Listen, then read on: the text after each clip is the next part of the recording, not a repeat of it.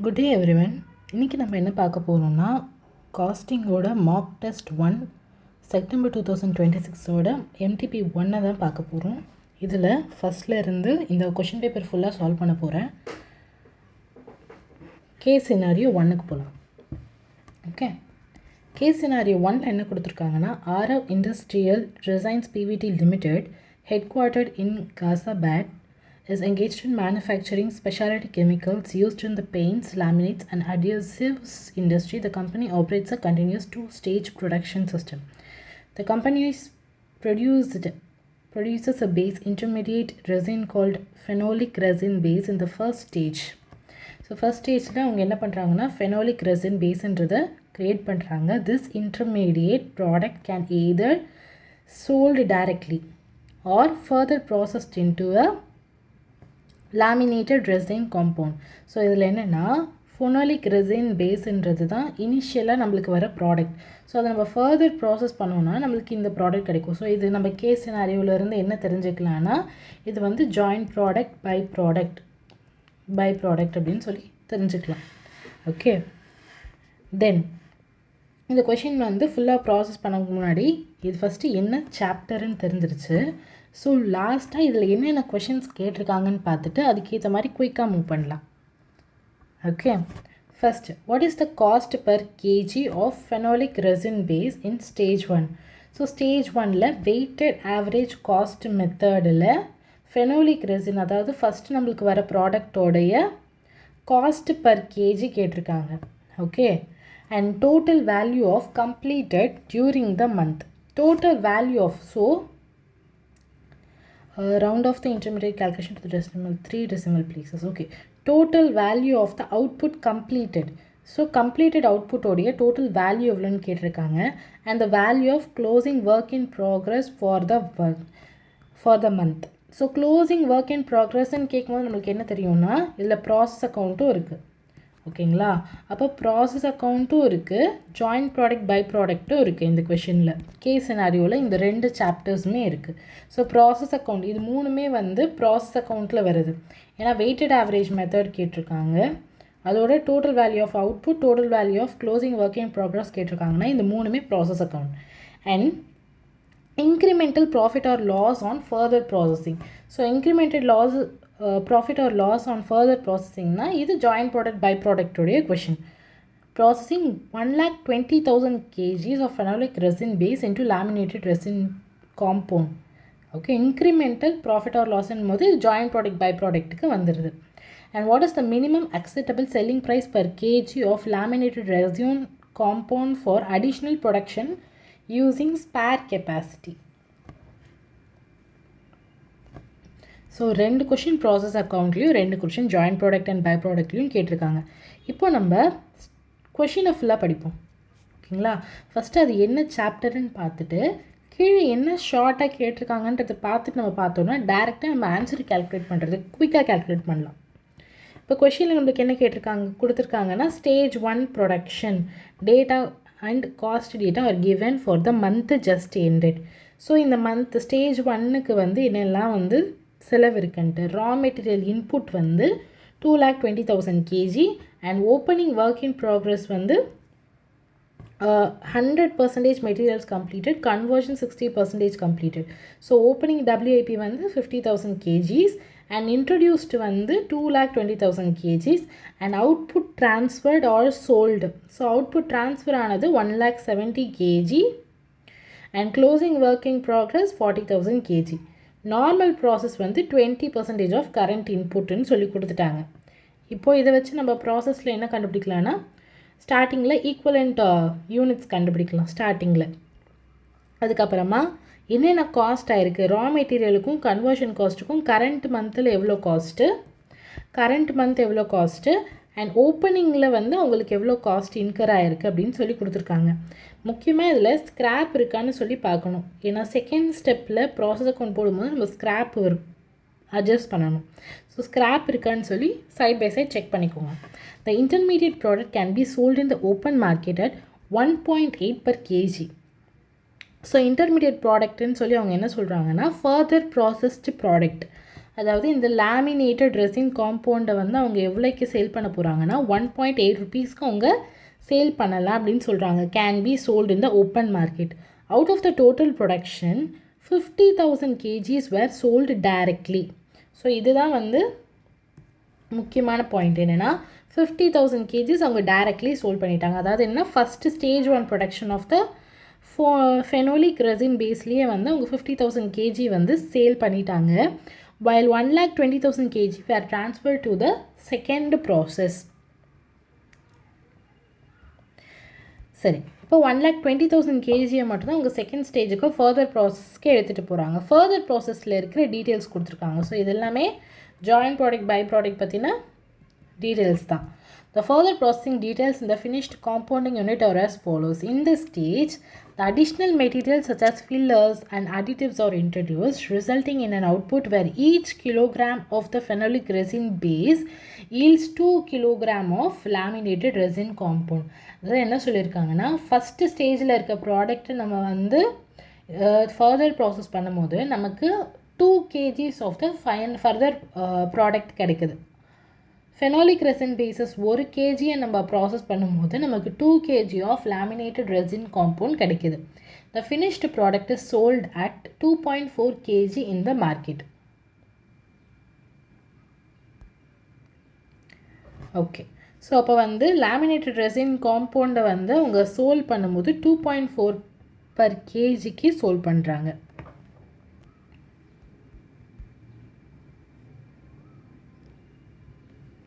Okay, sorry, intermediate ரெசினை தான் அவங்க வந்து ₹1.8க்கு சேல் பண்ணுறாங்க.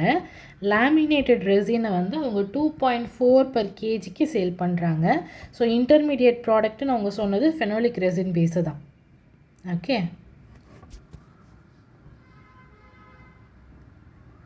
the monthly cost incurred in the process to other than the cost of the product of phenolic resin base.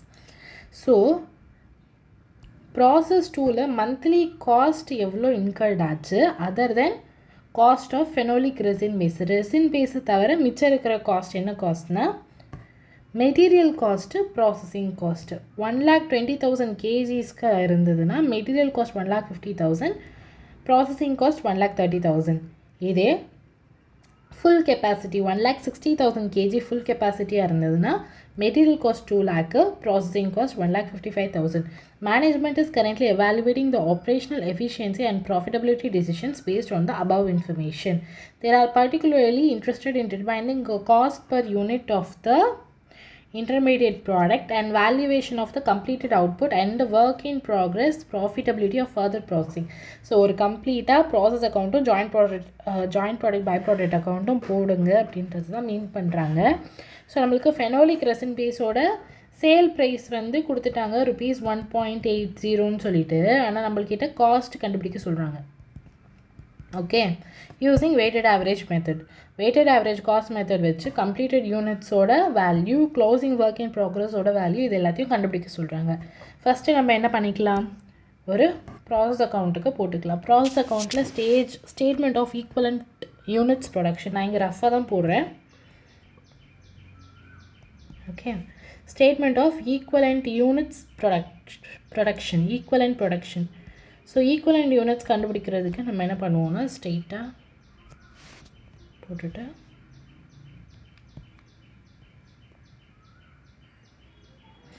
So particulars input, அதே மாதிரி particulars output, அதுக்கப்புறமா material, அதுக்கு percentage units. அதே மாதிரி இங்கே லேபர் ஓவர்ஹெட் கொடுக்கல, அது போல் கன்வர்ஷன் கொடுத்துருக்காங்க. So conversion, percentage units. Okay,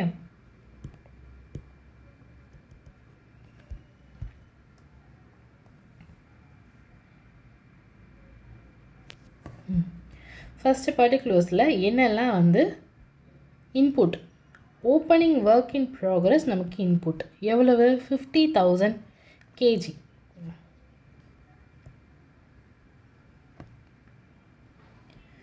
opening work in progress நமக்கு 50,000 kg வந்து இன்புட். இது வந்து கொஷின்லேயே கொடுத்துருக்கு, அதை நான் எடுத்து தான் எழுதுகிறேன். ஓகே. அதுக்கப்புறமா நியூவாக என்ன வந்திருக்கு, ரா மெட்டீரியல் இன்புட்டுன்னு சொல்லி கொடுத்துருக்குல்ல. அப்போ நியூலி இன்ட்ரடியூஸ்டு எவ்வளோனா 2,20,000 kg. ஓகே. இப்போ டோட்டல் எவ்வளோ வருது, 2,70,000 kg. நமக்கு இந்த சைடும் டோட்டல் 2,70,000 kg தான் வரணும். ஏன்னா இன்புட்டு தான் வந்து அவுட்புட்டாகவும் வரணும். நமக்கு இதில் என்னெல்லாம் கொடுத்துட்டாங்கன்னா, ஃபஸ்ட்டு நார்மல் லாஸ் எவ்வளோ கொடுத்துருக்காங்கன்னா, normal loss is 20% of current input and no scrap வேல்யூன்னு சொல்லி கொடுத்துட்டாங்க. So normal loss 20% of the scrap வேல்யூனா, normal loss 20% of the current இன்புட்னா, அப்போ 2,20,000 இன்ட்டு 20%ன்னு போடணும். 2,20,000 இன்ட்டு 20% எவ்வளோ, 44,000. அதே மாதிரி யூனிட்ஸ் கம்ப்ளீட்டட் கொஷின்லேயே கொடுத்துட்டான். யூனிட்ஸ் கம்ப்ளீட்டட் எவ்வளோ, 1,70,000. ஸோ அதை நம்ம டைரெக்டாக எடுத்து எழுதிக்கலாம், 1,70,000. அதுக்கப்புறமா க்ளோசிங் ஒர்க் இன் ப்ரோக்ரஸ் அவங்க கொஷின்லேயே கொடுத்துட்டாங்க. Closing work in progress 40,000 kg. ஓகேங்களா. அதே மாதிரி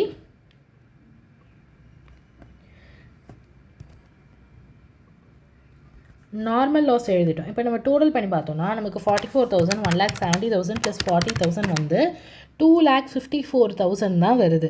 ஆனால் நமக்கு எவ்வளோ வரணும், 2,70,000 வரணும். அப்போது 2,54,000 தான் வந்து இது நம்மளுக்கு ஆட் பண்ணால் வருது. இப்போ பேலன்சிங் ஃபிகர் 16,000 பேலன்சிங் ஃபிகர், அது வந்து அப்நார்மல் லாஸ் எவ்வளோனா 16,000. ஓகேங்களா. இப்போ நம்ம இதை எழுதிட்டோம். இப்போ நமக்கு மெட்டீரியலுக்கு பர்சன்டேஜ் ஓப்பனிங் ப்ராசஸ்க்கு கொடுத்துருக்காங்க. ஓப்பனிங் ப்ராசஸ்க்கு எவ்வளோனா, மெட்டீரியலுக்கு வந்து ஃபஸ்ட் எடுத்தோன்னே இதில் எழுதிட்டேன்னா, ஓகே. இது வந்து weighted average method first of all. அப்போ வெயிட்டட் ஆவரேஜ் மெத்தடுக்கு வந்து நம்ம ஓப்பனிங் ஒர்க்கிங் ப்ராக்ரஸ்ன்னு தனியாக எழுத மாட்டோம் இல்லையா. ஸோ நம்மளுக்கு இந்த டேட்டா வந்து இரலவெண்ட், கன்வர்ஷன் அந்த 60% இருக்கிறது இரலவெண்ட். நார்மலாக நம்ம எப்படி போடுவோம்னா, நார்மல் லாஸுக்கு ஃபஸ்ட்டு நம்ம இந்த மாதிரி கால்குலேஷன் ஈக்குவலண்ட் யூனிட்ஸை போடக்கூடாது. அதுதான் ஸ்டெப் நம்பர் 1. அதே மாதிரி யூனிட்ஸ் கம்ப்ளீட்டடுக்கு எப்போயுமே 100% தான் வரணும். இப்போ 1,70,000 தான் வரும். 1,70,000 தான் வரும். அதே மாதிரி க்ளோசிங் டபிள்யூஏபிக்கு மட்டும் நம்ம இருக்கிறது அப்படியே தான் எழுதணும். இங்கே 100%, இங்கே 70%. அப்போ இங்கே வந்து 40,000 kg, இங்கே 70% எவ்வளோனா 28,000 kg. அதே மாதிரி தான் அப்நார்மல் லாஸுக்கும் நம்ம வந்து எப்பயுமே 100% தான் எடுத்துக்கணும். அப்போ 100% எடுத்துக்கிட்டும் போது 16,000, இங்கேயும் 100% 16,000. அப்போ நமக்கு டோட்டல் ஈக்குவலண்ட் யூனிட்ஸ் எவ்வளோ, ஈக்குவலண்ட் யூனிட்ஸ் 1,70,000 ப்ளஸ் 40,000 ப்ளஸ் 16,000, 2,26,000. மெட்டீரியலோட ஈக்குவலண்ட் யூனிட்ஸ், அதே மாதிரி கன்வர்ஷனோட ஈக்குவலண்ட் யூனிட்ஸ் 1,70,000 ப்ளஸ் 28,000 ப்ளஸ் 16,000, 2,14,000. ஓகேங்களா. ஸோ நம்மளுக்கு ஈக்குவலண்ட் யூனிட்ஸ் கிடச்சிருச்சு. ஸோ நம்ம ஸ்டெப் 1 தான் முடிச்சிருக்கோம். ஸ்டெப் 2 இருக்குது. ஸோ ஃபஸ்ட்டு கொஷினே நம்மளுக்கு என்ன கேட்டிருக்காங்கன்னா, காஸ்ட்டு பெர் கேஜி கேட்டிருக்காங்க. ஸோ காஸ்ட்டு பெர் கேஜி கண்டுபிடிக்கிறதுக்கே நம்ம ஸ்டெப் 2 போகணும். ஸ்டெப் 2ல் என்ன இருக்குன்னா, ஓகே, ஸ்டெப் 2 என்னென்னா statement of cost for each element கண்டுபிடிக்கணும். ஸோ நம்மளுக்கு காஸ்ட்டில் என்னெல்லாம் வரும்னா, மெட்டீரியல்னு பார்த்தோன்னா நான் ரஃபாக தான் எழுதுகிறேன், இல்லை ஸ்டேட்மெண்ட் வைஸ் எழுதணுன்னாலும் எழுதுகிறேன். காஸ்ட் ஆஃப் ஈச் எலமெண்ட் கண்டுபிடிக்கணும்.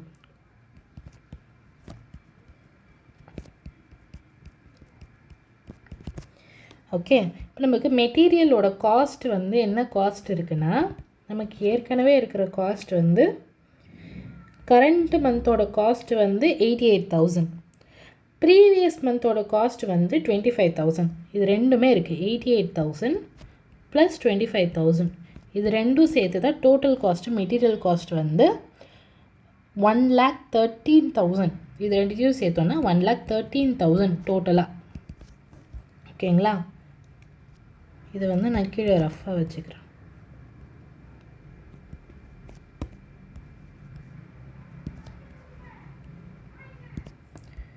ஓகே. இதே மாதிரி நமக்கு ஈக்குவலண்ட் யூனிட்ஸ் இங்கே வந்து ருபீஸ் இருக்குது. இங்கே ஈக்குவலண்ட் யூனிட்ஸ் எவ்வளோ இருக்குது, நமக்கு மெட்டீரியலில் வந்து நம்ம கண்டுபிடிச்சது 2,26,000 இருக்குது. அப்போ 2,26,000 யூனிட்ஸ் இருக்குது. அப்போது நம்ம இதையும் டிவைட் பண்ணோம்னா நமக்கு 0.5 கிடைக்கும் காஸ்ட்டு பர் கேஜி.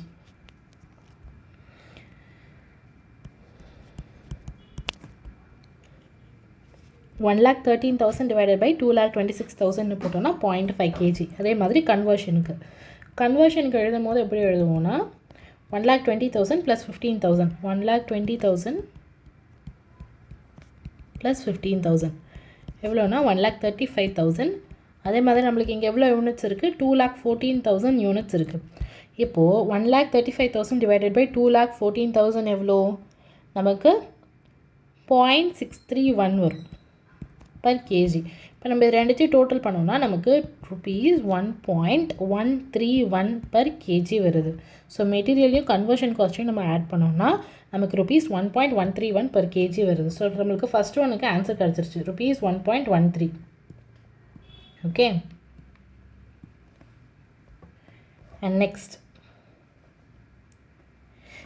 நம்மளுக்கு டோட்டல் வேல்யூ ஆஃப் ப்ராடக்ட் கண்டுபிடிக்கணும். ஸோ அதுக்கு என்ன பண்ணணும், ப்ராசஸோட ஸ்டெப் 3க்கு போகணும். ஸ்டெப் 3 என்னது,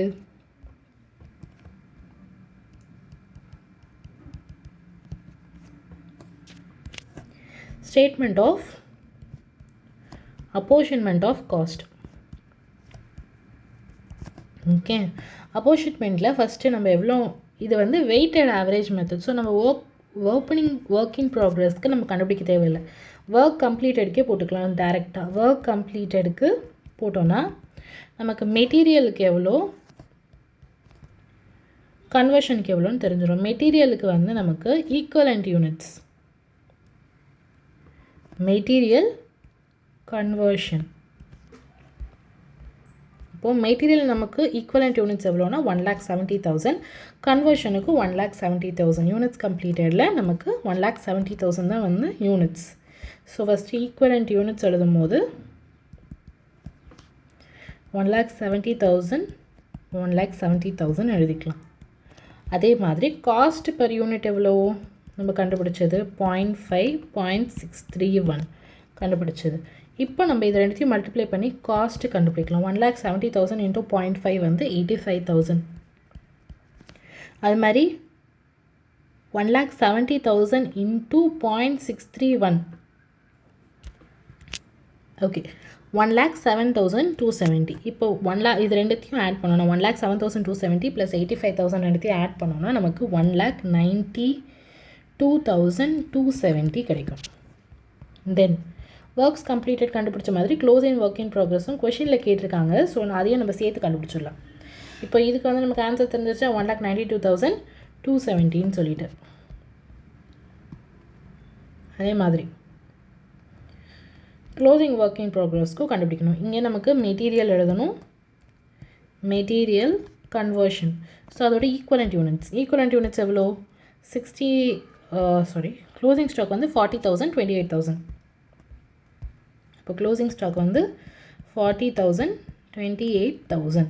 அதே மாதிரி 0.5 0.631. இப்போ 40,000 × 0.5 வந்து நமக்கு தெரியும் 20,000.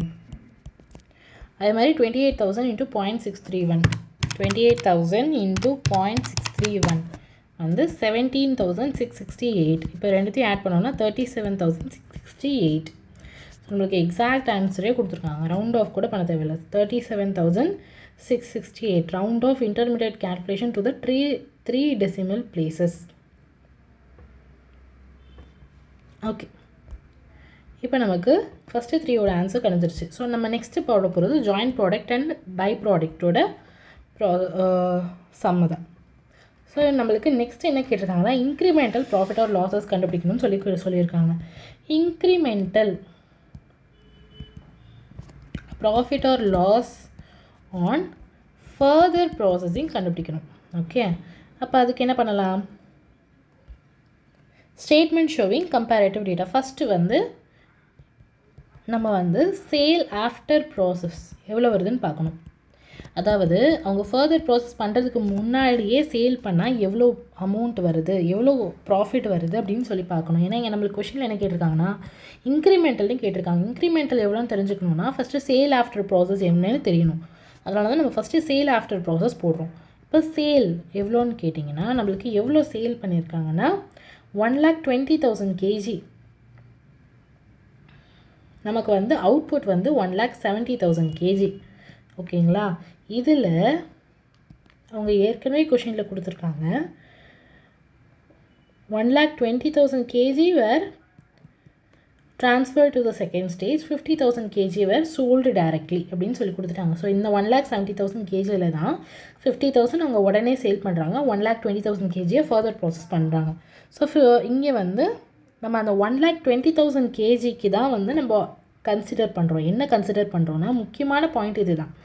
அந்த 1,20,000 kgயை ஃபர்தர் ப்ராசஸ் பண்ணால் என்ன ப்ராஃபிட் வரும், அதை ஃபர்தர் ப்ராசஸ் பண்ணாமல் உடனடியாக சேல் பண்ணால் என்ன ப்ராஃபிட் வரும்னு சொல்லிட்டு.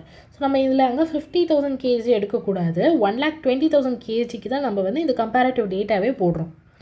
ஓகேங்களா? அப்போ 1,20,000 kg அப்படின்னு சொல்லி போட்டுட்டு அட் rupees 1.80. ஸோ நம்ம ஃபர்தர் ப்ராசஸ் பண்ணலைன்னா அந்த ப்ராடக்ட் எவ்வளோக்கு சேல் ஆகுது, 1.80க்கு சேல் ஆகுது. அப்போ 1,20,000 kg at 1.80 அதை மல்டிப்ளை பண்ணோன்னா நமக்கு 2,16,000 வரும். இது வந்து சேல் ப்ரைஸ். ஓகே, நமக்கு காஸ்ட் இருக்குது. காஸ்ட் என்ன, நம்ம வந்து கண்டுபிடிச்ச இந்த காஸ்ட் வந்து ஓவரால் காஸ்ட்டு, அதாவது 1,70,000க்கான காஸ்ட்டு. நம்ம 1,20,000 kgக்கு என்ன கண்டுபிடிக்கணும்னா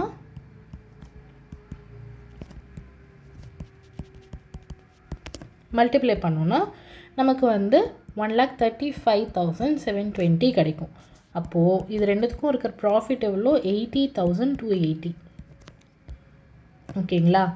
இது வந்து உடனடியாக சேல் பண்ணால். இது நம்ம ஃபர்தர் ப்ராசஸ் பண்ணோன்னா நான் இங்கே எழுதுகிறேன் ஃபார் கம்பேரிஷன். செகண்ட் வந்து என்னென்னா ஃபர்தர் ப்ராசஸ் பண்ணோன்னா. ஓகேங்களா? ஃபர்தர் ப்ராசஸ் பண்ணோன்னா நம்மளுக்கு வந்து சேல்ஸ் எவ்வளோ கிடைக்கும்னா, சேல்ஸ் வந்து நமக்கு 2,40,000 kg. எங்கேனா இங்கே தான் நம்மளுக்கு second hint. 1 kg of phenolic resin base வந்து 2 kg ஆஃப் லேமினேட்டட் ரெசின் பேஸுக்கு ப்ரொடியூஸ் பண்ணுறோம். அதாவது நம்மளுக்கு 1 kg நம்ம ஃபெனோலிக் ரெசின் பேஸ் போட்டோம்னா 2 kg of laminated resin base கிடைக்கும். ஸோ அப்போ நம்மளுக்கு 1,20,000 kg இன்ட்டு 2 இன்ட்டு ₹2.40. ஸோ இந்த இடத்த மறந்துடக்கூடாது, இன்ட்டு 2ன்றது ரொம்ப இம்பார்ட்டண்ட். அப்போ நமக்கு என்ன அமௌண்ட் கிடைக்கும்னா 5,76,000 வந்து சேல்ஸ். ஓகே, அதே மாதிரி லெஸ் காஸ்ட் ஃப்ரம் ப்ராசஸ் 1,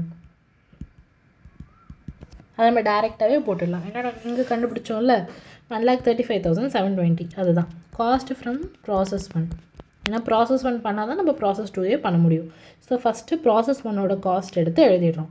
அதுக்கப்புறமா ப்ராசஸ் 2ஓடைய காஸ்ட் அது எங்கே கொடுத்துருக்கு, இங்கே கொடுத்துருக்காங்க பாரு.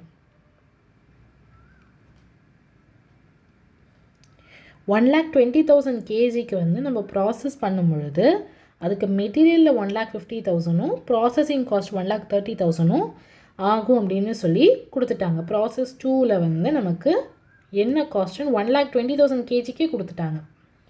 ஓகேங்களா? அதோட இன்புட் பேஸ் ரெசின் ஃபெனோலிக் பேசினில் இது கொடுத்துருக்காங்க. ஸோ நம்ம இதில் இன்டூ 2 பண்ண வேண்டிய அவசியம் இல்லை. இது லேமினேட்டட் ரெசின் பேஸுன் போது தான் நம்ம கேல்குலேஷனுக்கு கன்ஃபியூஸ் ஆகணும். 2,40,000 kgயா இல்லை 1,20,000 kgயா. நீங்கள் இன்புட் வந்து பேஸ் ரெசினில் தான் கொடுத்துருக்காங்க. ஸோ நம்ம வந்து இதை மல்டிப்ளை பண்ண வேண்டிய அவசியம் இல்லை. நம்ம அப்படியே போட்டுடலாம். 1,50,000 1,30,000 இது என்னது மெட்டீரியல் கன்வர்ஷன் ப்ராசஸிங் காஸ்ட். அப்போ டோட்டலாக நமக்கு இது எல்லாமே வந்து மைனஸ் பண்ண வேண்டிய ஐட்டம். 5,76,000லேருந்து இது மூணுத்தையும் சப்ராக்ட் பண்ணோன்னா நமக்கு என்ன கிடைக்கும், 1,60,280. அப்போது இதுக்கும் இருக்கிற டிஃப்ரென்ஸ் என்ன, 80,000. அதுதான் நம்மளோட ஃபர்தர் ப்ராசஸ் பண்ணுறதுனால கிடைக்கிற இன்க்ரிமெண்டல் ப்ராஃபிட். ஸோ இது ஆப்ஷனில் இருக்கான்னு பார்த்தோன்னா இருக்குது. Option number A. ப்ராஃபிட் 80,000. இப்போ last and final one. Minimum acceptable selling price of laminated resin for additional production and using spare capacity. அதாவது என்ன சொல்லியிருக்காங்கன்னா, ஸ்பேர் கெப்பாசிட்டிக்கு மினிமம் ப்ரைஸ் நம்ம எவ்வளோ செட் பண்ணணும் அப்படின்னு கேட்டிருக்காங்க. ஓகேங்களா? Okay. What is the minimum acceptable selling price per KG? So minimum acceptable selling price per KG of the spare capacity.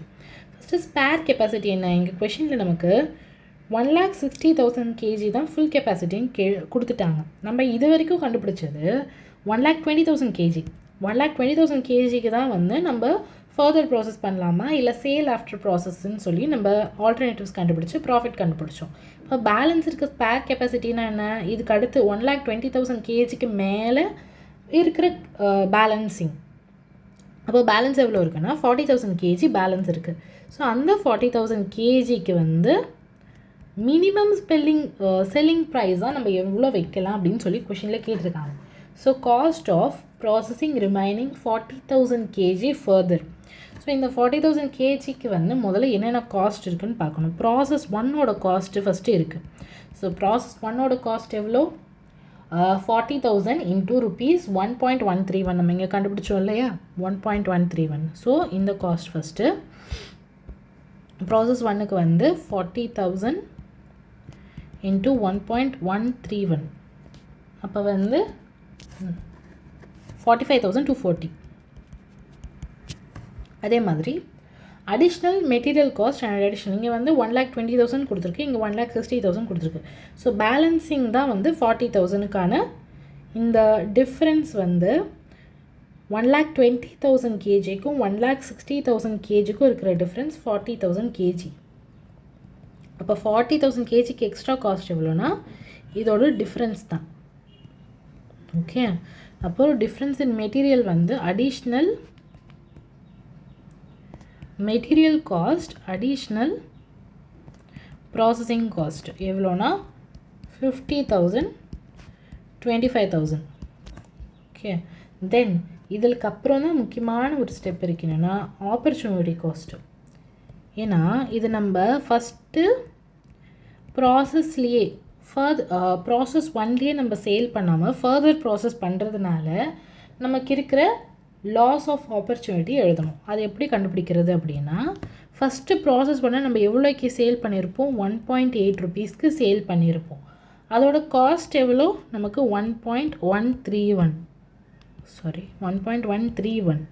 Okay, அப்போ 1.8 இது இருக்கிற டிஃப்ரென்ஸ் தான் நமக்கு ப்ராஃபிட். இது வந்து என்னென்னா செல்லிங் ப்ரைஸ், இது வந்து என்னென்னா காஸ்ட்டு. அப்போ இது ரெண்டுத்துக்கும் இருக்கிற டிஃப்ரென்ஸ் தான் வந்து நமக்கு ப்ராஃபிட் 0.669. ஓகே, அப்போ 0.669 தான் வந்து நம்மளோட ஆப்பர்ச்சுனிட்டி காஸ்ட் பர் கேஜி. அப்போது நமக்கு பர் கேஜி 0.669னா 40,000 கேஜிக்கு எவ்வளோ? 40,000 கேஜி இன்டூ 0.669. இதுதான் ரொம்ப இம்பார்ட்டன்ட் ஸ்டெப்பு, இந்த சம்மோடைய வெரி இம்பார்ட்டன்ட் ஸ்டெப்பு. ஓகே, 0.669. இப்போ 0.669 தான் இங்கே 26,760 வரும். இப்போ டோட்டல் எவ்வளோனா 1,47,000. 1,47,000 நம்மளுடைய total cost. Total units total KG எவ்வளோனா நமக்கு 40,000 கேஜிக்கு தான் நம்ம கேல்குலேட் பண்ணுறோம். பட் இது என்னென்னா இன்புட் மட்டும்தான். ஸோ அகெயின் நம்மளுக்கு ஒரு இம்பார்ட்டண்ட் நம்ம ஞாபகம் வச்சுக்க வேண்டியது என்னென்னா, இன்புட் நம்ம 40,000 கேஜி பண்ணோம்னா ஃபர்தர் ப்ராசஸிங்கில் இன்டூ 2 போடணும். ஏன்னா each unit of phenolic resin base yields 2 kilogram of laminated resin compound. So நமக்கு 1 கேஜிக்கு 2 கேஜி ஃபைனல் ப்ராடக்ட் வரும். அப்போ 40,000 கேஜிக்கு 80,000 கேஜி நம்மளோட ஃபைனல் ப்ராடக்ட் வரும். அப்போ 1,47,000 டிவைடட் பை 80,000 கேஜி நம்ம போட்டோம்னா நம்மளுக்கு வந்து காஸ்ட் பர் கேஜி வந்து 1.84 பர் கேஜி கிடைக்கும். ஓகேங்களா? ஸோ ஃபைனல் ஆன்சரையும் நம்ம கண்டுபிடிச்சிட்டோம். Next case scenario number 2. Case scenario number 2 வந்து கொஞ்சம் ஈஸி தான். ஓகே, மெட்டீரியல் காஸ்டிங்கு ஸ்டார்டிங்கில் இருக்கிறத வந்து ஈஓக்யூ வரைக்கும் நம்ம கண்டுபிடிச்சிட்டோம்னா மற்றதெல்லாம் டக்குன்னு நம்ம கண்டுபிடிச்சிடலாம். ஓகே, இதை வந்து அவ்வளோ கஷ்டமானது கிடையாது. சரி, பார்க்கலாம். Himalayan Bakers PVT Limited mid-size bakery chain headquarters in Dehradun produces its signature product multigrain loaf for retail and hotel supply. Each loaf requires 2.5 kg of MFM multigrain flour mix as the key raw material. நம்மளுக்கு இங்கே என்ன தெரிஞ்சிருச்சு, multigrain லோஃப்ன்றது final product, எம்எஃப்எம்ன்றது raw material. Okay, இப்போ sales forecast prepared by the company, hotel contracts and an upcoming bakery outlet expansion. Himalayan bakers expect to sell 12,000 units of multigrain loaf. So நமக்கு 12,000 kg of final product இருக்குது. இப்போ நம்மளுக்கு இது பார்த்தோன்னே தெரிஞ்சிருச்சு material காஸ்டிங்ன்ட்டு. So as usual நம்மளோட final கொஷின்ஸை பார்த்துட்டு அதுக்கப்புறம் போகலாம். ரீஆர்டர் குவான்டிட்டி என்னென்னு கேட்டிருக்காங்க, மேக்ஸிமம் ஸ்டாக் லெவல் கேட்டிருக்காங்க, minimum stock level, and total cost of purchase of raw material if the company orders at ROQ கேட்டிருக்காங்க. and what if the extra annual cost company bears by ordering at ROQன்னு கேட்டிருக்காங்க instead of EOQ. So இது டேரெக்டாக ஃபுல்லுமே material costing related sums தான். Okay, இப்போ நம்ம இதுக்கு போகலாம். ROQ என்னென்னா 280 kg லெஸ் தென் EOQ. ஸோ நம்ம ROQ கண்டுபிடிக்கணும்னா என்ன பண்ணணும், first EOQ கண்டுபிடிச்சிருக்கணும். and maximum consumption per day. Maximum consumption per day என்னன்னா 25 kg more than average consumption per day. and opening stock of MFM வந்து கொஷின்லேயே கொடுத்துருக்காங்க 1,20,000 kg and lead time suppliers 3 days maximum 7 days. purchase of price of MFM இதெல்லாம் வந்து EOQ கானது. இந்த details எல்லாம் EOQ கானது. work cost per order, அதே மாதிரி banking cash credit interest rate treated as carrying cost and opening stock of multigrain loaves கொடுத்துருக்காங்க 1100 unitsன்னு சொல்லிட்டு. இப்போது assume 364 days in a year. all calculations assume that hence for the closing stocks are not required. So இங்கே டேரெக்டாக நான் இங்கே ஷார்ட்டாகவே போடுறேன்.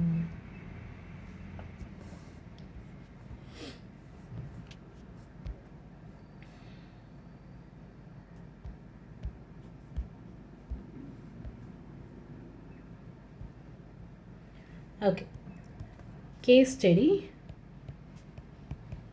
number 2. Okay, இப்போ நமக்கு சேல்ஸ் எவ்வளோ கொடுத்துருக்காங்கன்னா, நமக்கு சேல்ஸ் எவ்வளோ ரெக்வயர்டாக இருக்குன்னா 12,000 யூனிட்ஸ். அதில் நமக்கு ஏற்கனவே என்ன இருக்குது, க்ளோசிங் ஸ்டாக் இருக்குது. ஸோ அந்த க்ளோசிங் ஸ்டாக் லெஸ் பண்ணோன்னா க்ளோசிங் ஸ்டாக் 1,100 யூனிட்ஸ். இப்போ லெஸ் பண்ணோன்னா நமக்கு 10,900 யூனிட்ஸ் கிடைக்குமா. அதே மாதிரி 10,900 யூனிட்ஸ்க்கு ரா மெட்டீரியல் எவ்வளோ ரெக்வயர்ட்னா, நமக்கு ஈச் யூனிட் ஆஃப் ஃபைனல் ப்ராடக்ட்டுக்கு 2.5 kg ஆஃப் ரா மெட்டீரியல் வேணும். அப்போ 10,900 into 2.5 per kg போட்டோன்னா நமக்கு வந்து 27,250 kgs ரெக்வயர்ட். அப்போ 27,250 kgs ரெக்வயர்ட்னா less closing stock of raw material அது வந்து 1,200 kgs கொஷின்லேயே கொடுத்துருக்காங்க. ஸோ நம்மளுக்கு ரெக்வயர்டு அதிலிருந்து 1,200 ஏற்கனவே இருக்குது. ஸோ லெஸ் பண்ணோம்னா 26,050 kg தான் வந்து annual demand of raw material. So இது கண்டுபிடிச்சாலே நம்மளுக்கு பாதி சம் ஓவர். ஏன்னா மெட்டீரியல் காஸ்டிங் ஃபார்முலாஸ் நம்ம ஏற்கனவே படிச்சு வச்சுருப்போம். இது மட்டும் தான் கேல்குலேஷனில் தப்பு பண்ணுவோம். இதை கரெக்டாக போட்டாலே பேலன்ஸ் எல்லாம் கரெக்டாக வந்துடும். இப்போ நமக்கு 26,005 kg ஆனுவல் டிமாண்ட் கிடச்சோன்னே நம்ம ஃபஸ்ட்டு என்ன கண்டுபிடிக்கலாம்னா EOQ கண்டுபிடிக்கலாம்.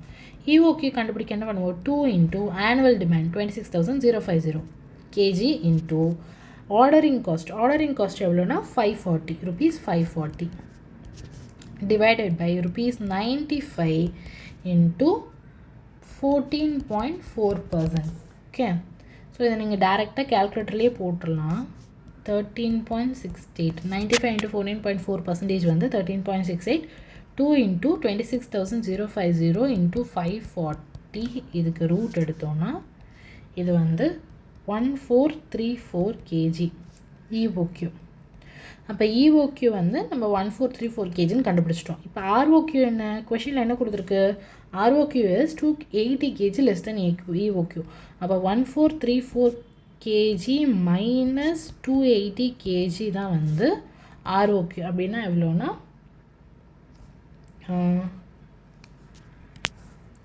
1154 kg. ஸோ நம்ம ஃபஸ்ட்டு கொஷின் ஆர்ஓக்யூ கண்டுபிடிச்சிட்டோமா. ஆர்ஓக்யூ வந்து ஆர்ஓக்யூவில் வேணுன்ட்டு இஓக்யூ ஆன்சரும் கொடுத்துருக்காங்க. பட் இஓக்யூவில் ஆர்ஓக்யூ தான் கேட்டிருக்காங்க கொஷினில். ஸோ கரெக்டாக செக் பண்ணணும். And maximum stock level, maximum stock லெவலோட ஃபார்முலா என்ன, ஃபஸ்ட்டு மேக்ஸிமம் லெவலோட ஃபார்முலா என்னென்னா ஆர்ஓக்யூ ப்ளஸ் ஆர்ஓஎல் மைனஸ், சாரிங்க எனக்கு இடம் இல்லை, நான் கீழே எழுதுகிறேன். மேக்ஸிமம் லெவலோட formula ROQ plus ROL minus minimum consumption into minimum lead time. Okay, இப்போ ஆர்ஓக்யூ நம்ம கண்டுபிடிச்சிருக்கோம் 1154. ஆர்ஓஎல் என்ன தெரியாது, மினிமம் கன்சம்ஷன் என்ன தெரியாது, மினிமம் லீட் டைம் என்ன அது கொஷினில் கொடுத்துருக்காங்க 3 daysன்னு சொல்லிட்டு 3 days. இப்போ கிடைச்சதை எழுதிட்டு கீழே போகலாம். என்ன கண்டுபிடிக்கணும், ஆர்ஓஎல் ஃபஸ்ட்டு கண்டுபிடிக்கணும்.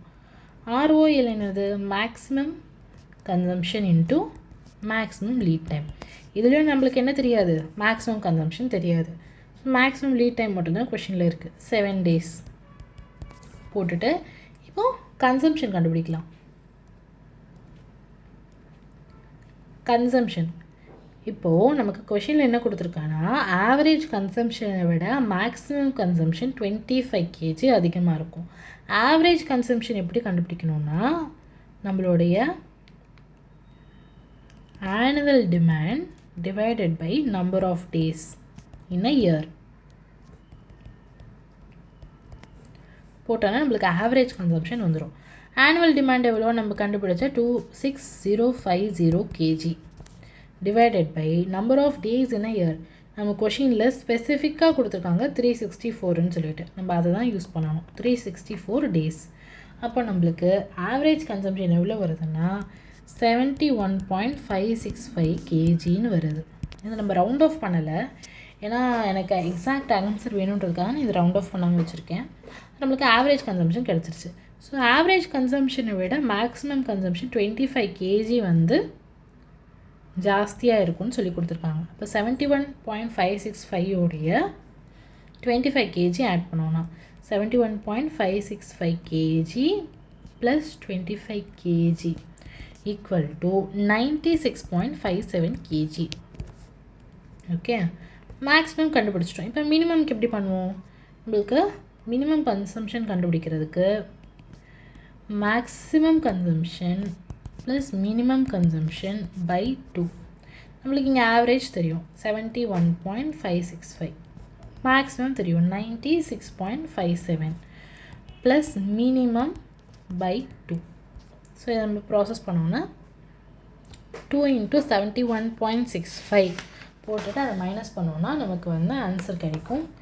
மினிமம் கன்சம்ஷன் வந்து 46.57 kg.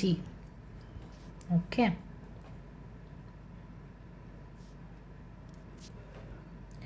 சரி. இப்போ நம்ம மேக்ஸிமம் கன்சம்ஷன், மினிமம் கன்சம்ஷன் எங்கே கேட்பாங்க, இங்கே கேட்பாங்க. மினிமம் கன்சம்ஷன் எவ்வளோ, 46.57 kg பர் டே. அதே மாதிரி ஆர்ஓஎல் மேக்ஸிமம் கன்சம்ஷன் இங்கே போட்டோன்னா 96.57 kg. அப்போ ஆர்ஓஎல் எவ்வளோ,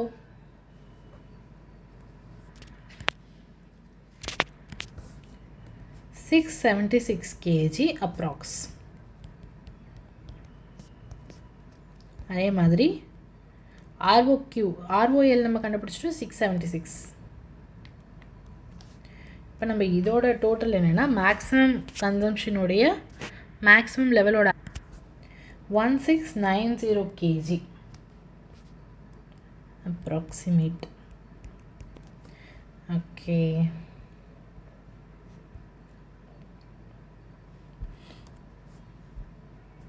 maximum level 1690 மினிமம் நம்ம இன்னும் கண்டுபிடிக்கல, ஆர்ஓஎல் தான் கண்டுபிடிச்சோம். ஸோ மினிமம் லெவலோட ஃபார்முலா என்ன?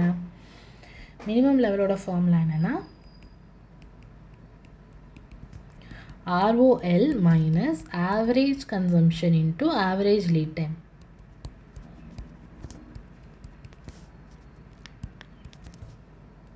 இப்போ ROL என்னது? 676 kg minus average consumption நம்ம கண்டுபிடிச்சிட்டோம் 71.57 kg into average lead time எவ்வளோ? நமக்கு இந்த கொஷினில் 3 days minimum 3 days minimum 7 days maximum கேட்டிருக்காங்க. 3 + 7 divided by 2 அப்படின்னா 10/2 5 days வந்து average lead time. அப்போது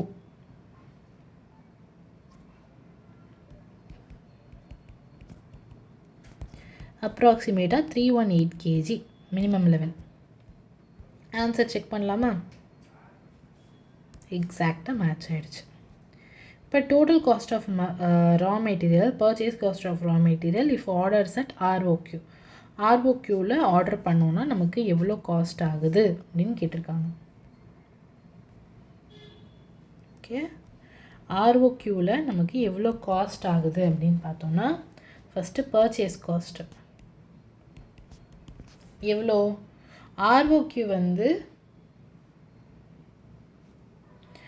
ROQ வாங்கினாலும் EOQ வாங்கினாலும் பர்ச்சேஸ் காஸ்ட் வந்து அதே தான். Annual demand into purchase price. Purchase price எவ்வளோ? 95 per kg.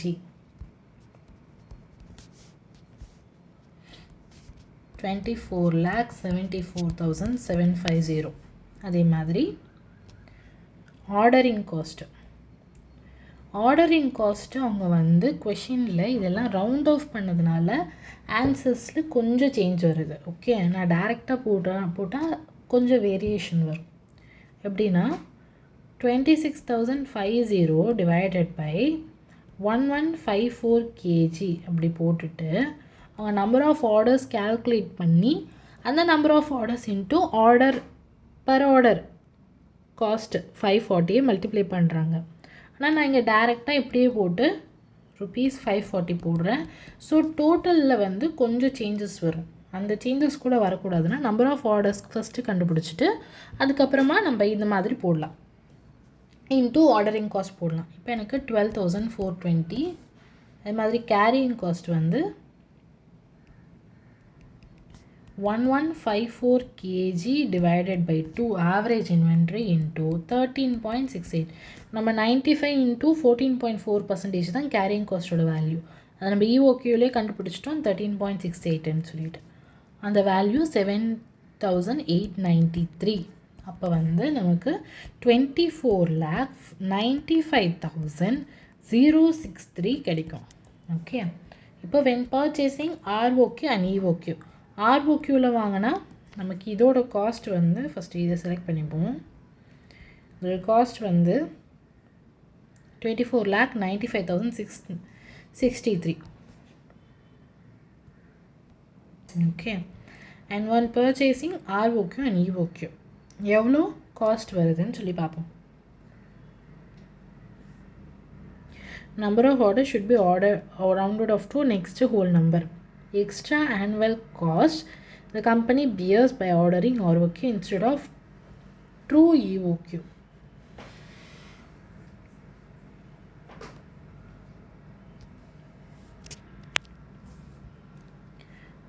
இப்போ வந்து ROQ EOQ அப்படின்னு எழுதிட்டேன்னா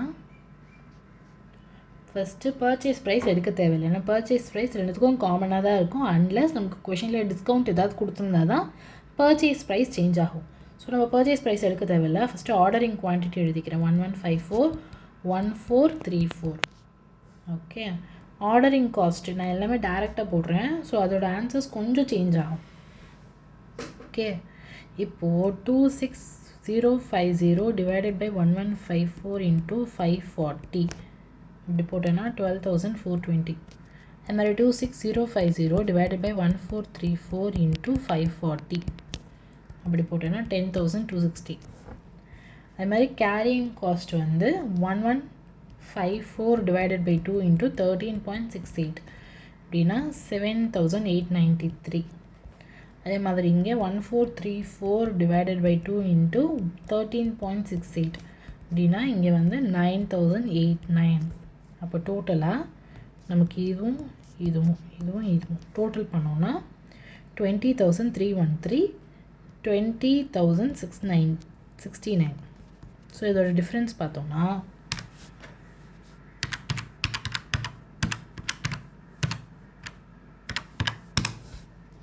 $244. ஸோ இதுக்கு நமக்கு எக்ஸாக்ட் ஆன்சர் வரணும்னா நம்ம என்ன பண்ணணும்னா ஃபஸ்ட்டு நம்பர் ஆஃப் ஆர்டர்ஸ் கண்டுபிடிச்சிட்டு அதுக்கப்புறமா ஆர்டரிங் காஸ்ட் கண்டுபிடிக்கணும். அதே மாதிரி கேரியிங் காஸ்ட்டுக்கு ஆவரேஜ் இன்வென்ட்ரி கண்டுபிடிச்சிட்டு அதுக்கப்புறமா நம்ம வந்து கேரியிங் காஸ்ட் பர் ஆனம் கண்டுபிடிக்கணும். ஸோ இப்படி கண்டுபிடிச்சோன்னா நம்மளுக்கு ரவுண்டிங் ஆஃப்லையும் நம்மளுக்கு சேஞ்சஸ் வராது. ஸோ நம்மளுக்கு டிஃப்ரென்ஸ் எவ்வளோ 244. ஸோ ஆன்சர் கிடச்சிருச்சு. அதர் தென் தட் மற்ற கொஷின்ஸ் எல்லாம் இன்னும் கொஞ்சம் easy.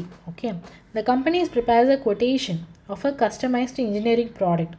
The project requires 40 kg of material P and company has 20 kg of material P in stock originally. So 200 kg ஏற்கனவே இருக்கு at 10 per kg. The material P if further processed at the cost of 3 per kg can be converted into a material Q. The company currently purchases from the market is 9 per kg. Okay, and what is the relevant cost of material P for the next project?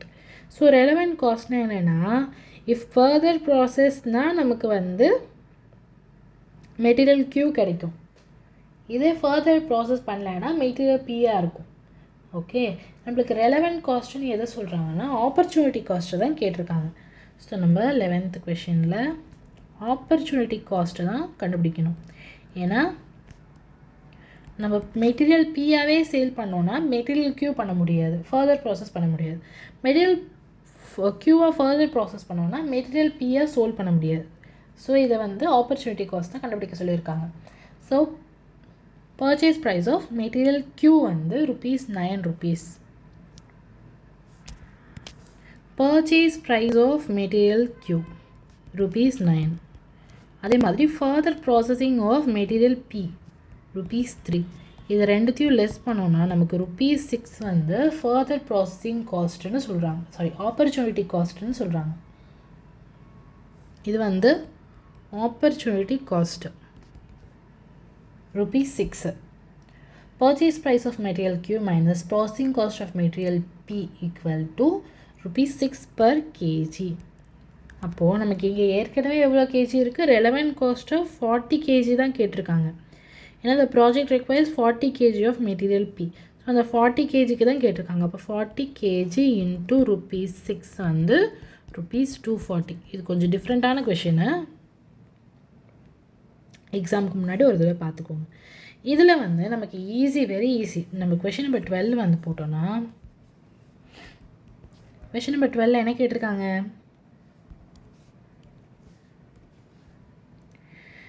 company plans to produce 50,000 units of finished goods. Each finished unit requires raw material of 3 units. அப்போ நமக்கு 50,000 units of finished good வேணும்னா into 3 போட்டால் தான் raw material 1,50,000 வந்து raw material required. Okay, இது கொடுத்துட்டாங்க. Opening stock எவ்வளோ இருக்குதுன்னு சொல்லியிருக்காங்கன்னா அட் த பிகினிங் 80,000 இருக்குது. அதே மாதிரி க்ளோசிங் ஸ்டாக் எவ்வளோ இருக்குதுன்னு சொன்னாங்கன்னா 90,000 இருக்குது. அவங்க எவ்வளோ சேல் பண்ண போகிறாங்க, அதாவது இந்த வருஷத்தில் அவங்களுக்கு 1,50,000 சேல் இருக்குது. இது எல்லாத்தையும் கொடுத்துட்டாங்க. இப்போ என்ன கேட்டிருக்காங்கன்னா raw material need to be purchased எவ்வளோன்னு கேட்டிருக்காங்க. ஸோ இது ரெண்டுத்தையும் ஆட் பண்ணிவிட்டு இதை மைனஸ் பண்ணோனாலே நம்மளுக்கு ஆன்சர் டேரெக்டாக கிடச்சிடும். 1,50,000 ப்ளஸ் 90,000 எவ்வளோனா 2,40,000. 2,40,000 மைனஸ் 80,000 என்னென்னா 1,60,000 யூனிட்ஸ். அதுதான் ஆன்சர். ஓகே, அதே மாதிரி ப்ரைம் காஸ்ட் கண்டுபிடிக்கிறதுக்கு இங்கே என்ன கொடுத்துருக்காங்கன்னா டைரக்ட் மெட்டீரியல் பர்ச்சேஸ் டு கன்சியூம்டும் கொடுத்துருக்காங்க. நமக்கு காஸ்ட் ஷீட்டில் தெரியணும் ப்ரைம் காஸ்ட் எதுக்கு எடுத்துருக்கணும். டைரக்ட் மெட்டீரியல் கன்சியூம்டும் டைரக்ட் எக்ஸ்பென்சஸ் டைரக்ட் லேபரை தான் ஆட் பண்ணணும். ஓகே, ப்ரைம் காஸ்ட்டுக்கு மேனுஃபேக்சரிங் ஓவர் ஹெட்டும் ஆட் பண்ணக்கூடாது, டைரக்ட் மெட்டீரியல் பர்ச்சேஸ்டும் ஆட் பண்ணக்கூடாது. ஸோ இது மூணுத்தையும் ஆட் பண்ணோம்னா 67,500. இது ரெண்டுத்தையும் ஆட் பண்ணால் 60,000. அப்போது 27,500. இது ரெண்டுத்தையும் ஆட் பண்ணால் 60,000, இன்னொரு 67,500 ரெண்டுத்தையும் ஆட் பண்ணால் 1,27,500. அதான் ஆன்சர். போடாமலே டைரெக்டாக சொல்வேன். இப்போ நமக்கு இங்கே பட்ஜெட்டட் ஓவர் ஹெட் கொடுத்துருக்கு பேஸ்ட் ஆன் த டேட்டா. 5,25,000 கொடுத்துருக்கு. பட்ஜெட் மிஷின் ஹவர்ஸ் எவ்வளோ கொடுத்துருக்கு? 17,500 கொடுத்துருக்கு. ஆக்சுவல் மிஷின் ஹவர்ஸ் வந்து 17,040. அதே மாதிரி ஆக்சுவல் ஓவர் ஹெட் வந்து 5,20,000. இப்போ நமக்கு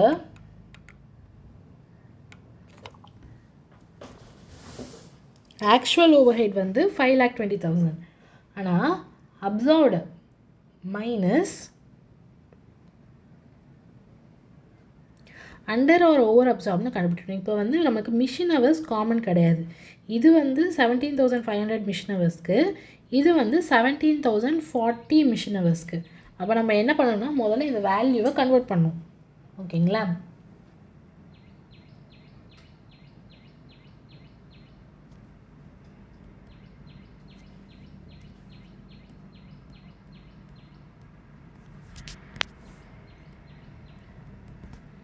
ஃபஸ்ட்டு 5,25,000 டிவைடட் பை 17,500 எவ்வளோ? 30 rupees. இதே 5,20,000 டிவைடட் பை 17,040 எவ்வளோ?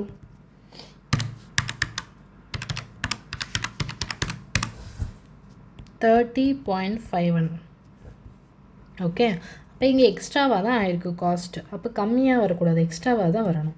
அப்போது நமக்கு வந்து 5,20,000 ஆக்சுவல் ஓவர் ஹெட்டு மைனஸ் நமக்கு 30 rupees into actual hours into standard rate. Actual hours எவ்வளோ? 17,040 இன்ட்டு ஸ்டாண்டர்ட் ரேட் 30. அப்போ நமக்கு என்ன வேல்யூ வருதுன்னா 5,20,000 மைனஸ் 5,11,200 வருது. ஓகே, அப்போ 8,800 நம்ம என்ன பண்ணியிருக்கோம்னா அண்டர் அப்சார்ப் பண்ணியிருக்கோம். அதாவது நமக்கு வந்து 8,800 வந்து அண்டர் அப்சார்ப், கம்மியாக வந்து அப்சார்ப் பண்ணியிருப்போம். ஏன்னா ஆக்சுவல் வந்து அதிகமாக இருக்குது. Okay, last question, 15th question. இதில் நம்மளுக்கு பட்ஜெட்டட் ஆக்டிவிட்டி வந்து 50%க்கு வந்து 50%க்கு வந்து 30 lakhs கொடுத்துருக்காங்க. 25%க்கு வந்து 40 lakhs கொடுத்துருக்காங்க. அப்போ இன்பிட்வீன் இருக்கிற 25%க்கு 10 lakhs டிஃப்ரென்ஸ். ஓகே, அப்போது 10%க்கு எவ்வளோ டிஃப்ரென்ஸ்னு கண்டுபிடிக்கணும். அப்போ என்ன பண்ணலாம்? 10 into 10 lakh divided by 25 அப்படின்னு போட்டிங்கன்னா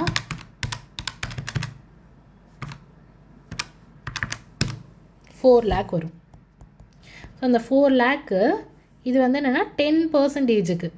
அப்போ அந்த 10%க்கு 4 lakh, 50%க்கு 30 lakh.